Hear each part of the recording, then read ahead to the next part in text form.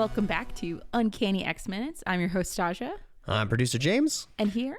I'm Nick from AlleyCat Comics. Hey, guys. Ooh, Another guest. Yes. 3 in a row. You know, it's starting to become a pattern. Well, I realized as we were planning these episodes that as they go on, there's less to talk about because there's so much plot. The plot doesn't have to do so much with the comics. Yes. It's good to bring on a guest to help us bring some more light into this. Yeah. So welcome, Nick. Well, thank you. Thanks for having me. I appreciate it. So as you said, you're from AlleyCat Comics. That's right. Yeah, that's right. One of the owners of AlleyCat Comics. And, in wonderful Chicago, Illinois here. That's right. Yeah, and we're on the north side in Andersonville. But, here's the thing. Like, so on my comics journey, I started as like a DC kid way back in the 80s. And then I found, Spider-Man and the X-Men and then became a well-rounded nerd. But as far as X-Men go, like I for the most part, I've only read like the major story arcs. I've never really been a X-Men continuity reader. I've read what you have to read to know what you need to know kind of thing. But I wasn't like a every month, just because I already had 5 Superman books and like 5 Batman books and 5 Spider-Man books and only so much pocket change. I mean, a lot of times if you're going to be X-Men, if you really want to be X-Men, you're just X-Men. Right. Because there's no so much more time. There's like 8 books always, or at least for the last 30 years. Yeah, I mean, I don't read anything else really. I only started expanding once my husband was like, no, you kind of have to read some of these Avengers books because you're married to me. And I'm like, I guess. I suppose.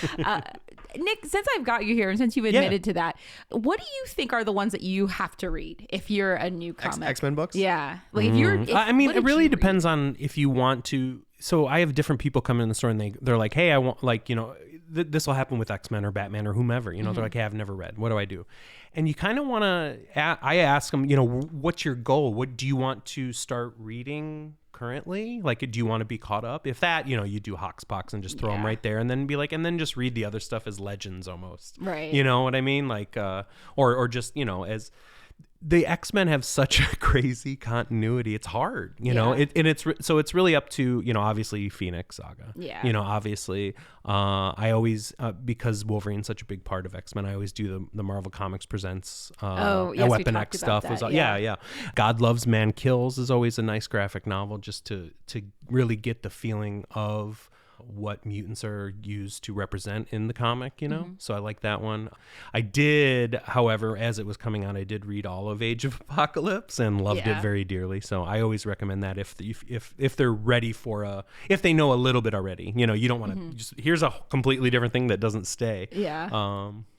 But because then you could throw House of M at them as well. Oh yeah, I love House of M. Yeah, and that's actually a similar thing where it's like it's them, but it's not them. Well, yeah, but House of M was a really great recommendation before Jonathan Hickman really came up. Because I was like, if you read House of M and about Civil War, it's like then you can really catch up too. You also can continue from House of M.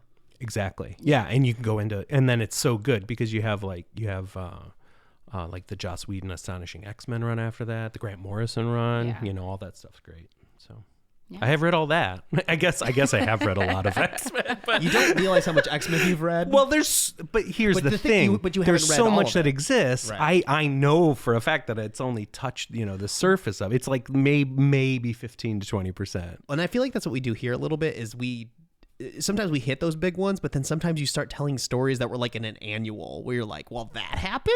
Huh. Yeah. Interesting. Yeah. It's just like something like, actually, fun fact about this character, because like I just love to like sprinkle that in. I just love those little individual ones. Like they're kind of one-offs, but you're like, yeah, Wolverine was a clown. All right. Well, let's get into the X-Men movie that we're here to cover, the first one. So this episode, we're going to cover minutes 80 through 90. And in these minutes, the X-Men use teamwork to escape their capture. Wolverine fights Sabretooth atop the Statue of Liberty. Magneto starts up his mutant machine. And the X-Men turn it off with more teamwork and then go home. Yay. Great job, guys. So like we're in the climax. Yeah, absolutely. Welcome to the climax, Nick. It's about time I got to see a climax. So for this 10 minutes, I think like there's something that struck me that I had mentioned to you, James, when we were watching it, that really stuck in my craw, and we've been kind of waiting to get to this point to talk about it. It's something that I went through and we're like, well, I pitched some ideas. Like, here are the topics we could possibly hit. And we watched it together. And this was the most fascinating one you pitched, where I was like, oh, dip, I didn't even think of that one. Listen to me, everybody. If you take nothing from this podcast, let me tell you the one piece of Magneto that is absolutely, totally wrong in this movie. Magneto does not hurt mutant children. That is one of his very core, like it's not written down, but it is absolutely one of his tenets. The whole point of him like focusing on creating a mutant country, world, state, however, whatever in the comics he's doing at that point in time, is to protect the future. And our children are the future. Exactly. This is a very Magneto thing. So the plan here to kind of hold Rogue, I almost called her Kitty Pryde. Which would be a little more... yes. Is that it's like that he's going to let her die for the future. The greater good aspect of that in Magneto is right. But this plan specifically with using a kid just never sat right with me from all the Magneto that I've read personally. If we were doing it slightly more comic accurate, I feel like Rogue would have to be allured by his plight. You know, he would have to basically get her to sacrifice herself. And I feel like she still shouldn't be a kid, though. Right. If she's older, and that's happened before. Magneto will kill Quicksilver, who is like his son, I think, at the time. I can't remember if he did. But he absolutely will do that, no hesitation. Like he will kill like adult mutants if they're getting in the way of his plans, the greater goods. Making him kill a mutant kid is actually a very bad thing. I think one of the best examples of this is probably why I remembered it has to do with Kitty Pryde. There's a point where in his anger and he's fighting the X-Men, he accidentally electrocutes Kitty Pryde and he literally collapses on the floor holding her, passed out body. Spoiler alert, she doesn't die. But he thinks he's killed her. Yeah. And Storm appears and she's pissed. She's so angry and she was like going to kill him, and he asked Storm to go ahead and do it, that he deserves it, and how could he do something like this to a mutant child, etc., etc. I remember that because it was so impactful, though Kitty Pryde coming to life is like just a little tag on like a couple panels later. Doesn't that have the cover with her like in Storm's arms and it looks like she's dead? I think so. I can't remember exactly. I have to pull up the cover. Do you remember what number that was? I can It's like one of the big numbers, I think. Yeah, I think it might be 150. Yeah. Uncanny X-Men number 150. Yeah. It is, the cover is Cyclops battling Magneto, and then in the middle bottom is Storm holding the limp body of Kitty Pryde. Like, that's how you start this? Yeah. I'm really proud of myself to just pull that number out. Well done. Great job. Great job. Real proud of you. Well, the thing about that specific issue and that event is because not only does he hurt Kitty, who's a young mutant, but she's also Jewish, like he is. Yes. And he's like, oh my God, am I becoming the thing that I've spent my whole life trying to stop, Absolutely. And I think like not that many issues later, they have the whole memorial where they go to like the Jewish memorial together. It's kind of a turning point for Magneto. They end that issue in particular talking about how Magneto, like, it was a tie between him and the X-Men because he couldn't face himself and he ran away from the mirror. It's one pin in like a very specific thing where you're like, oh, Magneto, that's an example of him doing the opposite. Like he could have had his big plan, but he chose not to because of Kitty Pryde. And also, once again, it's almost impossible to read all of the books, but it feels like something they don't go back on. That's a very easy thing to not go back on. He doesn't kill kids. Yeah. Especially mutant kids, I guess. Yeah. Even when Joseph, who's cloned, is a clone of Magneto. Yep. That's also edited. I'm not going to really get into You're that. not going to get into it? Not going to get into Joseph. At one point, Joseph is a clone of Magneto? Yes. Okay. Well, he is a clone of Magneto, but he's also like an adjusted clone of Magneto. Specifically, he's been like I can't remember who was doing the messy around with the... Is that when Magneto shows up as Eric the Red? I can't remember that part. But the point is, when Joseph appears for the first time, he's in this church with these children, and he like kills all of these guys, and he frightens the children. He's like, oh, I have to leave them, like, because I don't want to like fear them. Like, even the clone of Magneto, who has like none of Magneto's backstory or any of that, is also still kind of gentle towards children in some ways. But back to the actual Magneto, I think another good example of this, though, I think when I read this, I might have had a different opinion, but as an adult, I absolutely understand it. It is the New Mutants run in the 80s where Magneto is the headmaster of the New Mutants. Now, how does he become headmaster? Is it too complicated? Because we can skip right by it's kind of fun. It's not too complicated. Secret Wars happens. Secret Wars, yeah. And which Magneto, in Secret Wars, wasn't Magneto a good guy. allied with the good guys? He Like was. They split the good guys and the bad guys, and Magneto was with all the heroes? And that was the surprise. Yeah. Yeah.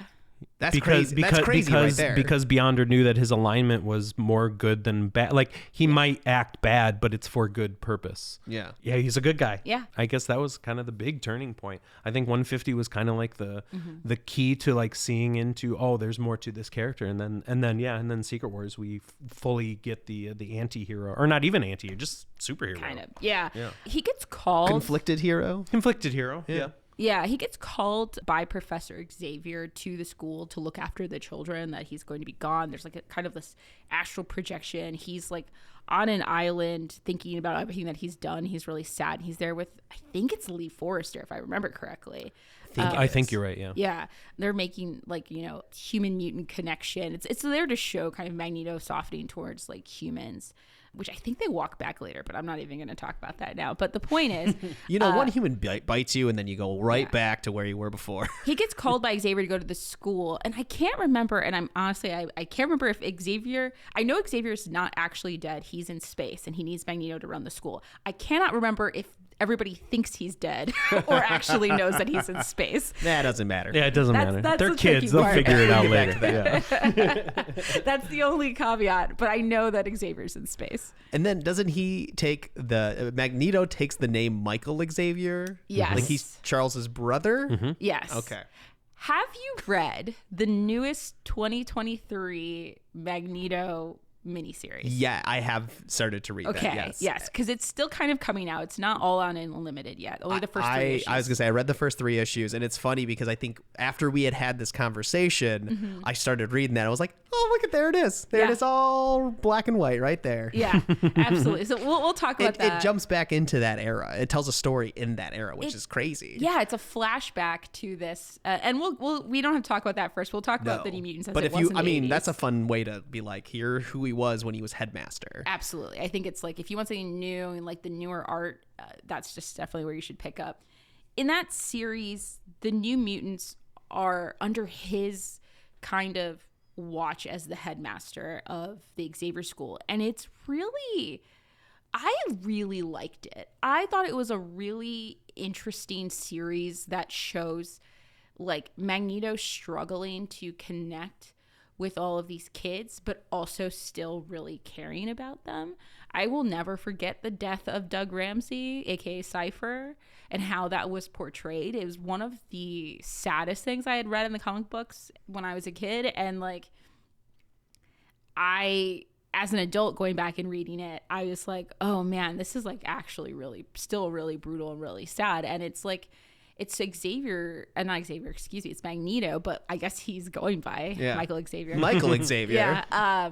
He's just really struggling with like, how do you protect children who are teenagers who like want to be X-Men but are actually kids and like want to make a difference, but you are responsible for them. And then, well, because the New Mutants in that original run aren't being trained to be X-Men. Correct. They're trained just to control their powers. Yeah. And Cypher, specifically Doug Ramsey, doesn't really have battle powers. Like, that's kind of the whole point of Doug Ramsey, is that he can translate any language, which becomes very cool power later in the Krakoan era. But as of now, it's like, I mean, that includes like tech languages, like binary, things like that. So it's like one of the most useful mutant powers you could have. Yeah. In real life. Honestly, legitimately, yeah. But he's on the same team as Magic, Ileana Rasputin, okay? Like, these are not the same in terms of battle limbo, strength. a a queen of limbo that has learned magic alongside her mutant ability. Right, like Dark Child, Yeah. legitimately era. And I think that Magneto really shines not only in like, and is very realistic in his handling of like how he's not at his best at the death of Doug Ramsey. Like Rain asks him during that run, like, do you blame us for killing him? And he doesn't respond. He talks to Doug's parents, like he like turns away. It's at the funeral. But then there's also parts of like real sadness and tenderness when Illyana is really struggling with her Dark Child self, and he sits with her and talks to her about like how she's more than what has been done to her.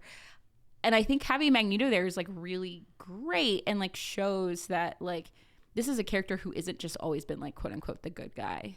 Because like at this point, I would argue that in the 80s, Xavier has made like bad or not ideal decisions, but generally has been painted as kind of a good guy, I would say. With best intentions. Yeah, absolutely. Where Magneto doesn't really get the same leeway, especially not at the beginning. So like having him there as like a realistic adult in charge of these kids and like how much he cares about them, but how sometimes they don't realize that that's what that is.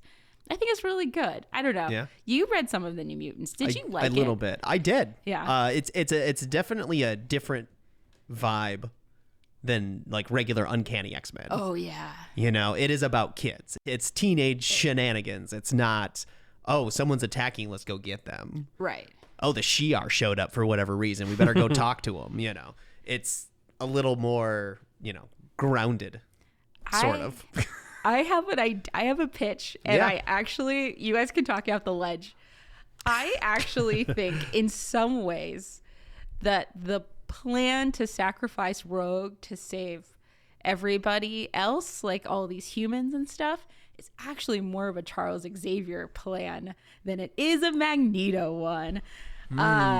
Here's my pitch, because Magneto in the New Mutants, his whole thing, and like what they get really upset about and they chafe at, is that he's like honestly threatens to like lock them into the school so they can't hurt themselves, like which is like you know, ridiculous, but you know, Putting a cone on a puppy, yeah, so they don't lick their That's right. They're, sutures. They're sutures. But and he also tells the New Mutants that, you know, the X-Men, because they want to go see, like this is also the same time Doug Ramsey dies, and almost immediately, and I think it's even in the same issue, they think that the X-Men have died. So Pyotr Rasputin, which is Illyana's brother, is also dead. She thinks he's dead. And like they talk to him and he tells them, they're like, we need to go help them. And he says, no, those are adults making their own decisions and you are children, so you can't make those decisions.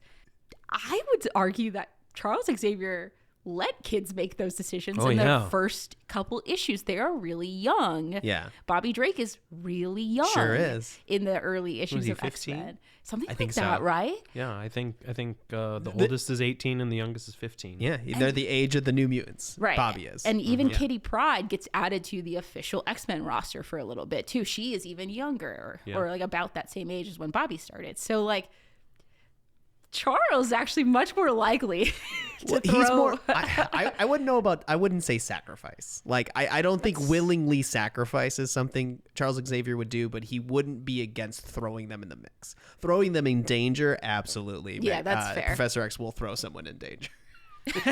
Yeah, he likes doing that a lot. He has a whole room for it. He sure does. Some sort of danger room. Yeah.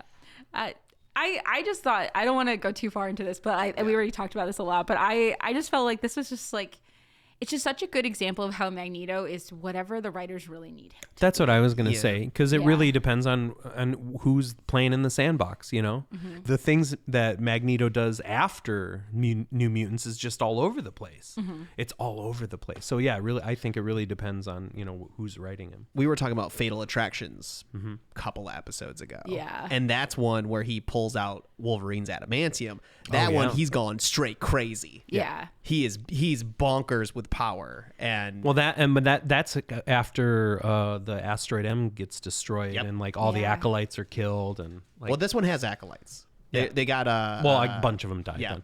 Yeah, they're in Avalon in this one. Oh, the like the other dimension. No, it's the ship that's in space. Oh, that's right. Okay. But yeah, so he's a completely different Magneto than like what we're talking about, the New Mutants era Magneto. Yeah. But then you read Krakoan era, Completely different. Completely different. Yeah, it is definitely something. And so to jump into 2023, I guess we're just going to keep talking about Magneto for 30 minutes. So that's fine. Yeah. I'm okay with that. But to jump into the 2023 miniseries, I think that the 2023 miniseries, this is a huge spoiler. I will actually warn you because this is like really new and this isn't totally released on Unlimited. So warning. But the argument in there is that he was very villainous, like at those points, to be kind of a lightning rod for mutant hate. It even so like that those issues kind of even retcon further all of the like times. his Silver Age stuff. Yeah, it does, and it is like an interesting choice. I don't know if I prefer that. I actually think it's more interesting for him to be complicated. Yeah, it's tough. He's like, I was having a day, you guys. All right, all right, just chill, okay. I'll try harder next time. My blood sugar was low. Yeah, I was hangry. Yeah. Like, a little cranky. Yeah, and it's tough because it's trying to like keep all the Silver Age stuff relevant, but like Stan Lee is very black and white. He doesn't write. Yeah, well, like, even Stan gray. and Kirby said like Magneto was not really a villain; he was just dangerous. You know, Yeah. like it was you had to remember that he can be dangerous, but he's not really a villain. That's what they said. Yeah, Or one or both. one of them said it. One of those old guys said it. Don't worry, there'll be another series where never mind, Magneto was evil the whole time. Right? Well, yeah. Well, it 'cause, wasn't him. It was a Skrull. Yeah, there Well, it is. after you'll find out. That'll be like, oh no, he wasn't. It wasn't Magneto. It was Joe again. No, Charles Xavier was actually his clone. That's what it is. That's yeah. it. So, I mean, isn't that kind of the best part about X-Men though? Is because it has those crazy soap opera like deaths and Yes. cousins that are, I don't know, identical. Patty Duke. I don't know, like just like Madeline. yeah, Pryor. Madeline Pryor. Like Yes. it's so soap opera, and like that's kind of why everybody loves it so much. Sure. It's the superhero days of our lives. I honestly, legitimately, yes, my soaps. Yeah, it's your stories. It's cool.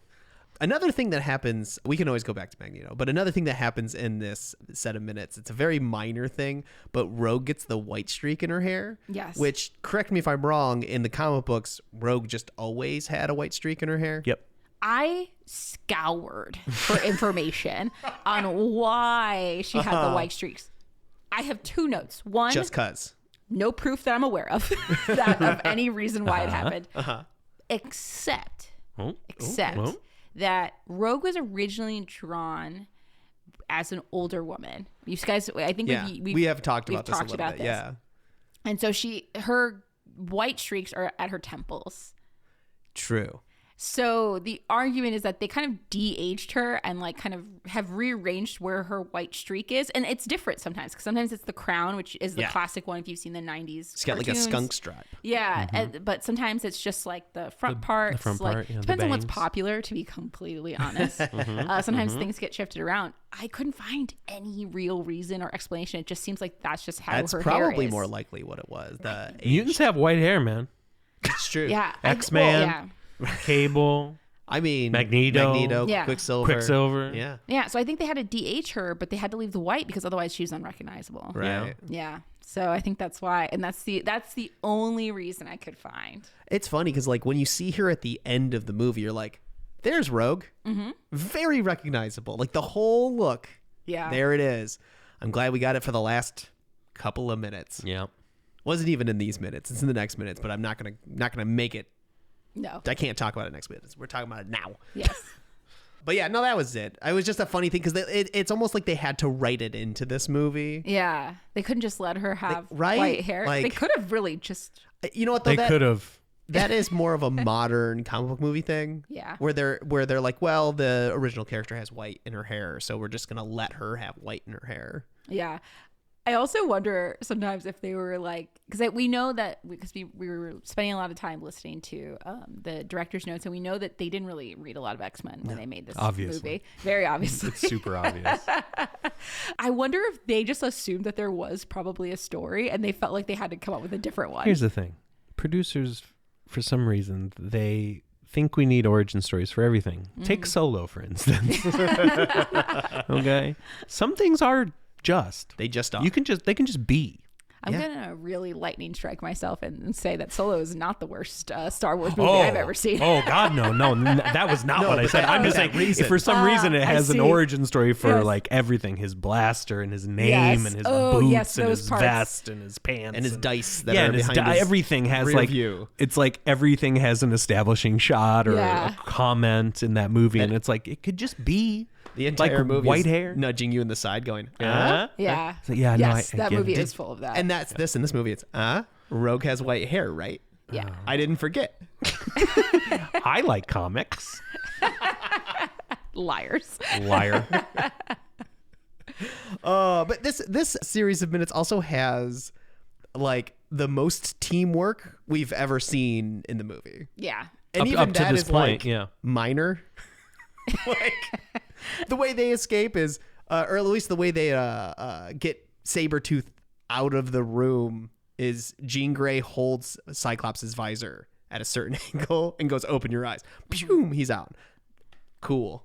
Like, I mean, it's teamwork. Yeah. I'll take it. That's true. That's But, true. Like the picking the thing. I've seen more impressive teamwork, but it works. I mean, the end part too, where they take out the machine, is a little like they have to explain it because it's not visually obvious that like Storm's gonna pick him up, Jean's gonna settle him, and if they need Cyclops to blast, he will. They have to like lay it all out. But I mean, that's some of the best, and it's the first movie. it's true. They didn't, and I think as these movies go on, you'll probably see less of that. I hope. Explaining Maybe, it, probably. a little more trust in the viewer, but at this point they had absolutely.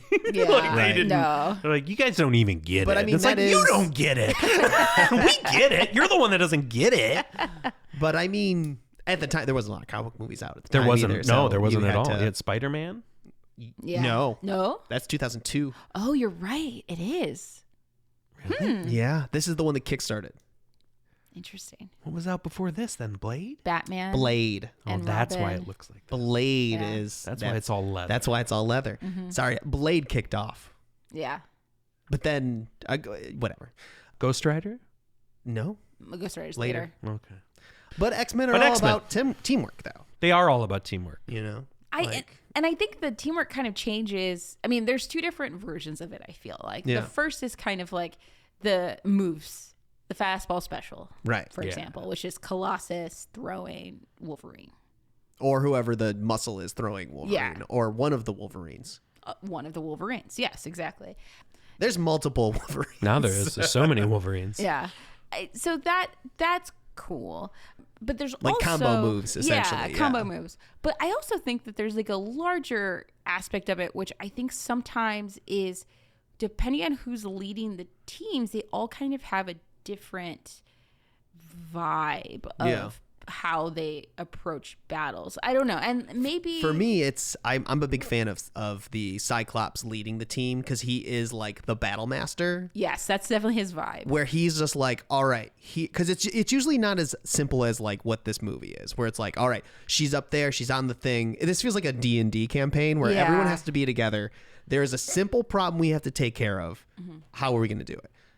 In the comics, I feel like it's more like, all right, well, we need to have someone infiltrating over here while you go over here and cause a distraction, but then, watch out for this coming over. Like, he has 3 battle plans at once. Strategist. He is Yeah. the strategist. Yeah. And that's the Cyclops I love. Yeah. And You don't see it in the movies too much, but it No, is because that very much in the Cyclops comic. kind of only exists in the comic. He really didn't exist in the cartoon, and that's all these guys did is watch the cartoon. So like, Yeah. you're not going to even get that whole side of his character. You're just going to get the whiny Boy Scout.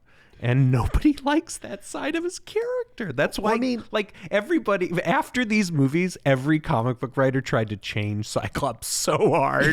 Like, this isn't Cyclops. This isn't Cyclops. This isn't Cyclops. Because of what a wet paper bag he is. He's just a bummer, man. Yeah. They did a good job. He is much better in the comics. He's much better. I like him in the comics, Yeah. but the movies is, but he's well cast. James Marsters. Oh, Yeah, or for sure. Marsters, what is that? Yeah. He does great. Marsden. Marsters is Spike from Buffy. Yeah, well, wishful thinking. Yeah. He could have been a good Cyclops. No. I guess like also for me, I get why you like that. I think that's really cool, and I think that a lot of times it works because the comics can like the panels can swap between the people who are doing the sneaking, which is usually like Kitty Pryde or Nightcrawler or one of those, and then everybody else on the battlefront, which is like usually Jean or whatever. Sometimes Jean is with Professor X doing psychic stuff, but it splits out. I think that when Storm runs the team, it's actually like much more weirdly brawlery. Like, depends on the run. Well, she likes to get her hands dirty. She does. She is much more, I think, almost wish that's why she was running this version of X-Men, because, like when she fights the Morlocks, when she's fighting to become their leader, like that's just like literally drop your weapons, like, fists up, let's fight in the sewers. Well, she does the same to get the leadership of the X-Men with Cyclops. Exactly. Does she have powers in that? No, she doesn't. She had lost her powers because of Forge. Right. So she's fighting in the danger room. Yes. With Cyclops for like, who's going to run this team? And she wins powerless. Yeah. That's awesome. Right. And that's Storm. That's Storm. Exactly. For real. And she also has one of the coolest, I think, combo moves with Magneto. Do you guys remember this in Krakoan era? Oh, yeah. They do an example of this. They've done it before, but I think Krakoan era is the best example. It's an X-Men Red on Arakko, and it's like he's taking out the Celestials. Arakko is Mars. Arakko is Mars. Yes, but we sorry. don't call Mars anymore in the MC in the 616, the Marvel Comics. Yeah. It is now Arakko. Yes. Anyway, moving on. They use like it's a mix of his magnetic powers and her electricity to kind of create these kind of like energy forces that she like feeds into him, and like her life force, I think they describe it sometimes. Like, it is really cool, but it is also like this huge electric, like just blasting all of these Eternals, and like I think it's just the Eternals at that point, but not the Celestial. But they would have done the same thing if the Celestial was there. Like, it's pretty cool, and I get why Scott is the battle master. I have a slight preference for just like, I'm just the barbarian and we're just gonna roll. Roll for initiative now. I think I've read a lot of the bigger events where it's like they're getting attacked by multiple fronts, so you can't just go in guns a-blazing. Yeah. One of your teams can go in guns a-blazing, but you all can't. That's where X-Force comes in, not you know. Yeah. Yeah. I'm also a fan of Cable, so this also tracks. Yeah, sure. Yep. What's the solution? A bigger gun, actually. That gun's that's not a gun. This is a gun. All right. I think that about wraps it up for this week. Yeah. Thank you, Nick, for coming in. Thank you. It was awesome. If you're had a in blast. Andersonville, come check us out. We're at 5304 North Clark Street, Andersonville, Chicago. AlleyCat Comics. We're at alleycatcomics.com. We're on Facebook, Twitter, TikTok, X, I guess it's called now. TikTok, definitely. Oh, yeah. Instagram, all that good stuff. So yeah. I see Wednesday morning walks. Oh yeah. Oh, I love those. Celine's always like, all right. Well, I think that's it. Thank you, everybody, for joining us. I'm Stasha. I'm producer James. And I'm Nick from AlleyCat Comics. And we'll see you for the next 10.